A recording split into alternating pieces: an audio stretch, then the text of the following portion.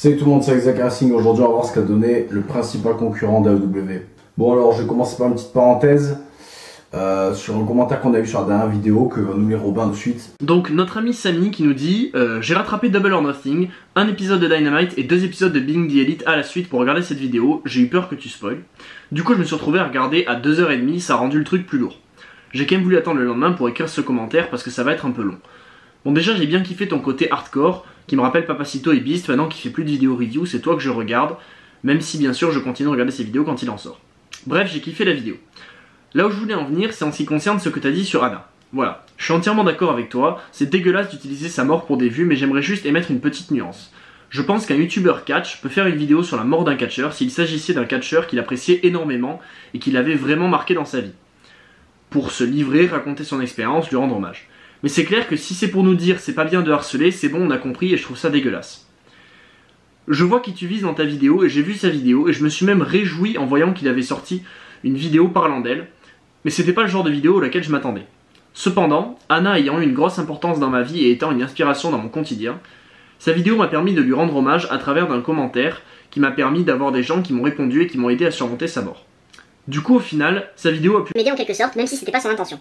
Je vais pas lui cracher dessus au final, car voilà, sa vidéo m'a servi. Je veux pas faire le mec qui en fait des caisses, mais elle était pour moi quelqu'un d'important. Elle avait quelque chose de spécial et je m'étais beaucoup attaché à sa personnalité. Sa mort m'a vraiment déchiré et pourtant d'habitude je ne suis pas du genre à m'attrister de la mort de quelqu'un. Et voilà, n'importe qui peut en penser ce qu'il veut, mais au fond, je sais ce qu'elle représentait pour moi. Tout ça pour dire que je suis 100% d'accord avec toi et que tous ceux qui ont fait des vidéos sur sa mort alors qu'ils ne connaissaient rien d'elle et en ont juste profité pour se faire des vues sont des énormes pourritures, mais que ce n'est pas le cas de tous et que pour la personne que tu vises, je sais pas si c'était son cas donc je ne l'inclus pas dans les gens, dans ces gens-là, pardon. Surtout que sa vidéo au final m'a bien aidé. Voilà, je voulais un peu développer pour donner mon avis et j'espère que tu le comprendras mieux. Après, j'espère que tu vas continuer les vidéos parce que comme tu as dit au début, je kiffe vraiment bien et t'apprécies de plus. T'as l'air d'avoir le même avis que moi sur le catch et même dans la vie de tous les jours. D'après ce dont on a pu discuter sur les live Twitter, on a l'air d'avoir pas mal de trucs en commun. En plus, voir quasiment autant que Beast, qui est quelqu'un que j'apprécie et respecte énormément. Je comprends que ça va être un peu décevant de pas faire énormément de vues, du moins pas autant que t'aimerais en avoir, mais juste pour que tu saches, il y a des gens comme moi qui passent un bon moment dans ta vidéo et qui suivent activement ta chaîne. J'espère que ça te motivera de savoir ça. Et qu'en continuant de travailler et sortir les vidéos, tu réussiras à amener ta chaîne où tu veux. Et moi je te le souhaite. PS, désolé pour ce message un peu long, mais je voulais vraiment te dire tout ce que j'avais à dire. Du coup, merci déjà, bien sûr. Merci d'avoir pris le temps de commenter. Hein, tous les gens qui prennent le temps, que ce soit un long commentaire, un petit en constructif, un pas constructif, ça nous régale à chaque fois. Donc sachez-le déjà. Et par contre, je vais juste revenir sur un truc. Certes, peut-être que les vidéos putaclic et disons non respectueuses sur des décès ou autres, ça peut rendre service via, comme tu l'as cité, dans les commentaires, etc. Mais au final, si moi demain je fais une vidéo Lesnar est un fils de pute et que les fans de Lesnar se retrouvent dans les commentaires, ma vidéo ça restera Lesnar est un fils de pute. Donc c'est pas positif au final. Donc attention de pas tout mélanger. Ne pas remercier des enculés. Puis bon voilà, encore une fois merci quand même, hein, merci des commentaires, surtout constructifs comme ça fait...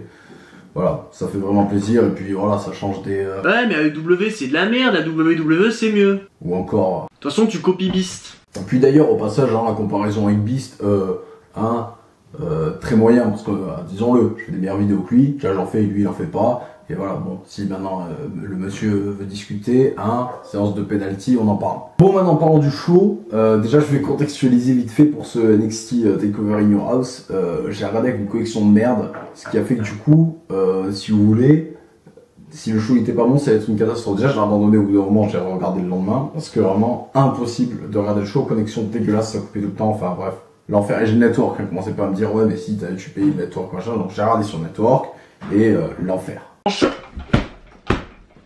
Alors là, on a commencé fort avec le premier match, qui était le match par équipe féminin, le 3v3. Donc, très bon match, très très fort. En plus, faut quand même souligner qu'on a une de très très bonnes catcheuses féminines donc dans toutes les fédérations, peu importe, mais souvent le contenu ne suit pas. C'est comme si tu sais, t'avais une magnifique voiture, mais qu'au final, dedans, il y avait rien. Il y avait pas de moteur, pas de siège, quoi. Oui, ou alors t'as une voiture super compétente, un truc de top qualité, mais tu roules pas avec. Bon alors par contre, le match c'était très bon, mais il y a un truc que on n'y arrivera pas, hein, c'est me vendre Candice LeRae en heel, parce que en fait, c'est quoi, tu prends le truc le plus mignon du monde et tu le fais passer pour Hitler quoi. Bon alors Baylor, pour le match Baylor-Priest, ok, sympa, mais moi je suis toujours un problème avec Baylor, c'est que j'arrive jamais à voir si le mec il est souriant, ou si le... Alors Baylor-Priest, bon match, y a rien à dire, hein. Mais moi j'ai toujours un problème avec Baylor, c'est que le gars clairement, tu sais pas s'il est heel ou s'il est face. En fait des fois le gars il est tout face, gentil en souriant, et après le lendemain il arrive, il est tout énervé. Ta gueule, c'est ton fils de pute. Tu sais, on dirait le gars en backstage, il y a personne pour lui dire s'il est heel ou il est face, on dirait il va avoir Hunter, tu sais, Et il lui dit écoute garçon, me casse pas les couilles, déjà tu nous as fait chier pour aller dans un roster, ensuite tu nous as fait chier pour venir à NXT, maintenant tu y es, tu te démerdes. Alors au final oui, le match est bon, mais je sais pas où ça mène en fait. C'est un peu comme le MJF Jungle Boy, ok c'est archi stylé, mais tu sais pas où on va quoi. Bon le match pour le titre North America, clairement, là si on doit déjà parler de la ceinture, bien sûr qu'elle a monté le titre TNT AEW, hein, faut pas déconner. Bon bah Casey Lee, voilà, on en revient au même problème que Brian Cage, le pauvre, hein. Lui, il est condamné à crever, parce que le jour où Vince McMahon il va le voir, il va dire attends, un big guy qui fait des prises là, et comment je justifie Strowman à côté moi? Là c'est clair que quand tu te vois, tu te demandes pourquoi ils sont allés casser un ring pour crédibiliser Mark Henry. Alors le match, il était bon, mais moi je suis peut-être un peu vieux jeu à ce niveau-là, mais j'ai beaucoup de mal avec ce genre de match, parce que soyons réalistes quand même, je veux dire Casey Lee, il mange des Gargano au petit-déj quoi. Et après, pour continuer le parallèle avec W, c'était quand même bien mieux que le Cody Archer pour moi. Et donc voilà, la WWE assure le truc, là, la concu des mercredis soirs, elle est gérée quoi, des deux côtés. Bon alors le match suivant, beaucoup l'ont considéré comme un match cinématographique, moi je trouve pas, moi je trouve que c'est une brawl assez classique, même si oui, peut-être dans la manière de réalisation effectivement, mais sinon, enfin si c'est ça les matchs cinématographiques, continuez quoi, moi c'est clairement un match cinématographique, bon c'est... Voilà, encore un de ces ovnis depuis que le catch est à huis clos, mais pour moi c'était même mieux que le match d'AEW dans le stadium quoi. Bon, pas le stadium du TFC bien sûr, mais bon. Alors par contre il y a un truc que j'arrive pas à justifier, c'est le Uber. Qu'est-ce qui s'est passé en fait? C'est genre il y a, tu sais pendant le show, qui l'a commandé quoi? C'est genre il y a 4 gars dans le faux public qui commencent à se faire chier, ils ont dit eh, viens on taille, on commande un Uber et pauvre grillé direct. Enfin bon, c'est plus In Your House, là c'est In Your Parking en fait. Puis aussi un autre truc quand même, j'ai jamais compris comment deux mecs pouvaient se retrouver en haut d'une échelle alors qu'il y a rien à chercher en haut quoi. Comment tu me justifies ça s'il te plaît? Ouais, comme si ça commençait à faire des tombées dans un submission match. En plus ce match était bon et au seul moment où je pensais que j'allais m'ennuyer, c'est là où il y a eu les interventions d'Ispiti Era et là ça a relevé le truc encore en intensité.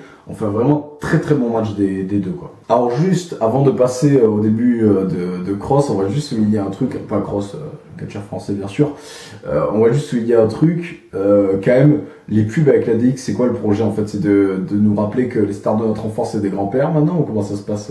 Bon je vous préviens direct pour ce match on va pas comparer avec des débuts d'AEW parce qu'il y en a chaque semaine. Oui, il y a même qui débutent avec des matchs de championnat. Bon déjà, Karl Cross il part avec un très gros avantage, c'est qu'il est accompagné de Scarlett Bordeaux, donc déjà ça up ton charisme x10. Bon, l'entrée, on l'avait déjà vu à NXT, mais ça nous montre encore que voilà, ça a l'air incroyable, cette entrée quand même du public, ça va être un truc de fou quand même. On tient pas, par contre, c'est devenu un jobber. Alors oui, lui, clairement le pauvre, ils ont fait traîner DIY pendant des années, et puis là maintenant, les pauvres ils savent plus quoi en faire quoi, rupture de stock.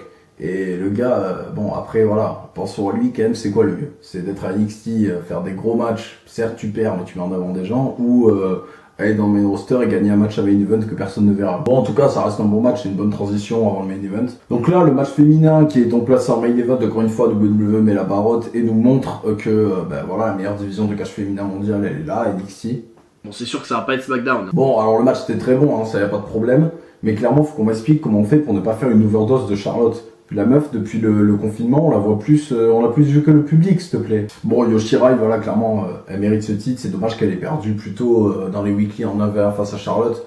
Parce que clairement, la meuf mérite. Mais bon, après, on sait quoi, Charlotte, faut pas déconner. D'ailleurs, elle prend encore une fois pas le pin ce soir. Mais voilà, Yoshirai, ça fait une très grosse championne qui pèse. En plus, il y a Scarro, enfin, vraiment du lourd, quoi.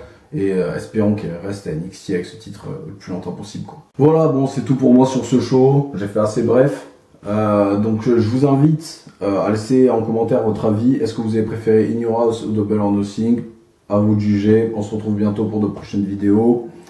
Et n'hésitez pas à vous abonner, ça fait toujours plaisir. À bientôt.